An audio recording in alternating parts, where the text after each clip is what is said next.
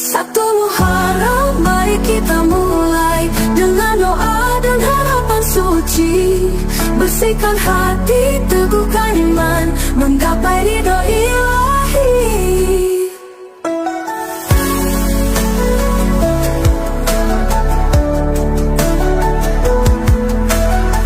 Kenanglah hijrah sang Nabi dari Mekah menuju Madinah. Pelajaran tentang keteguhan hati dalam setiap langkah hidup ini. Satu Muharram, mari kita mulai dengan doa dan harapan suci. Bersihkan hati, teguhkan iman, menggapai ridho ilahi.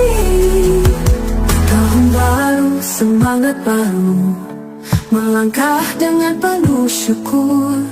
Setiap detik adalah anugerah, mari kita jalan